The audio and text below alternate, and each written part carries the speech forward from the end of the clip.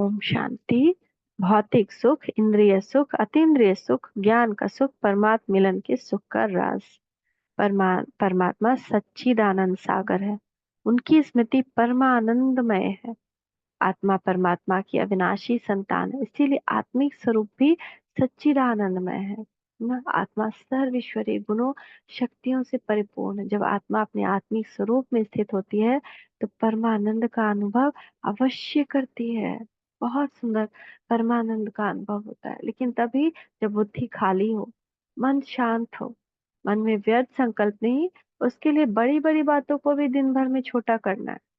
उसके लिए हर चीज पर मिट्टी धूल डाल देनी, अपने उप तक लाना ही नहीं।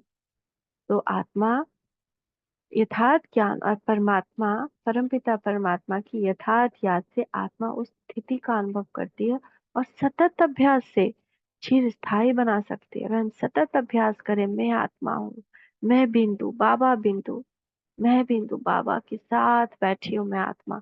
ये बस दिखे ना दिखे संकल्प भी करते रहे ना, बस करते रहे करते रहे करते रहे, अनुभव होने लगेगा।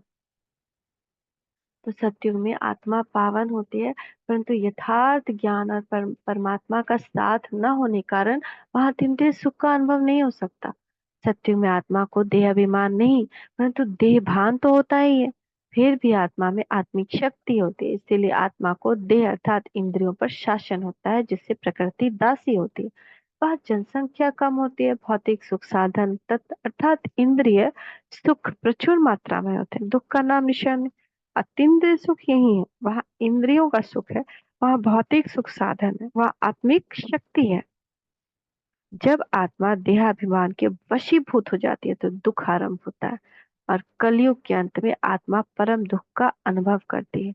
द्वापर कलयुग में आत्माएं सुख और दुख दोनों का ही अनुभव करती है, परंतु निरंतर दुख की वृद्धि होती जाती है और अंत में आत्मा परम दुख का अनुभव करती है। पुरुषोत्तम संगम युग है परम दुख और परम सुख का संगम। अतीन्द्रिय सुख आत्मा को संगम युग पर ही मिलता है, जब आत्मा का परमात्मा से मिलन होता है और परमात्मा से सत्य आत्मिक ज्ञान मिलता है।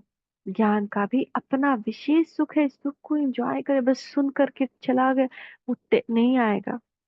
खाया वॉमिट कर दिया है ना, या देखा उसको मिला और देख करके चला गया। खाना टेस्ट करना है, उसको खाने को चबाना है, अच्छे से चबाना, तब तो उसको एंजॉय करें। हम कहते हैं जल्दी जल्दी मत खाओ, आनंद लेके खाना है तो कोई कैसे खाता है ना। रसगुल्ला खा रहा है तो कैसे खाएगा, थोड़ा सा खाया, उसको अनुभव करता है, मीठा है।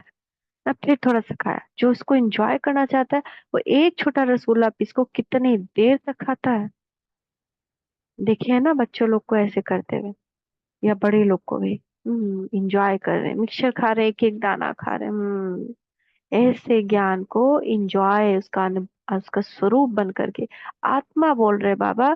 क्या बोले आज, मुरली तो पहुंच ही जाती है, खोले दिन भर में एक पॉइंट ले, इसका क्या अनुभव होगा। मैं आत्मा हूँ। ऐसे इसका विशेष आनंद लेना है, सुख लेना है ज्ञान का, जो ज्ञान के मनन चिंतन से आत्मा अनुभव करती। Thank you Baba, thank you. शुक्रिया बाबा, शुक्रिया। ओम शांति।